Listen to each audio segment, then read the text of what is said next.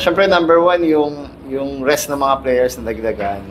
Medyo dikit-dikit talaga yung game. So thankful kami at nakuha namin yung panalo before maglaro kami bukas. Siyempre yung laban talaga bukas pa mangyayari. So sana maging maganda yung gising namin. Gemma, welcome back. Ano lang din yung feeling na yun kakabalik mo lang tas player of the game agad? Kamusta yung mga naging adjustments mo pagbalik mo dito sa team? Siyempre happy po na nakabalik ulit sa Creamline. Yung adjustment naman po, siguro hindi naman na sobrang mag-a-adjust kasi palagi naman namin pong ginagawa yung trainings namin. Yung sistema naman po hindi na bago. So, Nandun naman siya palagi. Opo, naman po ako lagi. Gemma, ano lang?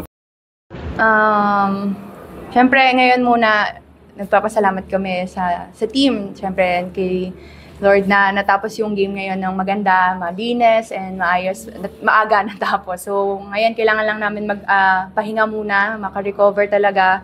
Kasi yun nga, tomorrow, importante talaga. And walang time para makapag-prepare.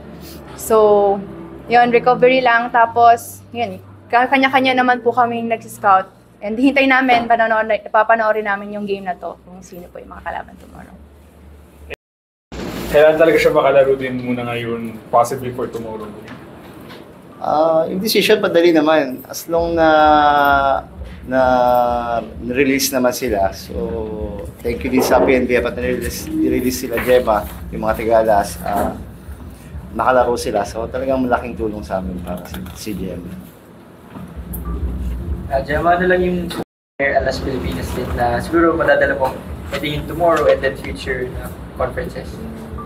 Siguro kapag kailangan ni coach, kailangan ready and ready yung physically, yung mentally ready ako and di lahat ng mga natutunan ko po sa Alas i-apply ko po and tiwala naman po ako kay Coach. Syempre, tiwala po kay Coach kasi yung sistema nga niya, hindi naman po yun nababago eh. I mean, for ilang years, yun na po yun. So, for sure, hindi naman po para mag-adjust talaga lahat kung meron man hong mawala. So, and yung mga natira naman po, magagaling na atleta naman na po sila. Ano mo yun, sa kanya-kanyang school, sila po ang nagdadala. So, hindi naman talaga parang, alam mo yun, mag-training ng sobra-sobra. Kailangan lang talaga mas magkaroon lang ng connection, which is nagawa naman nila nung nawala po kami. As of now, wala pa kaming lead yan. So, bali, makabalik sila. Pero, kasi bukas na yung game eh.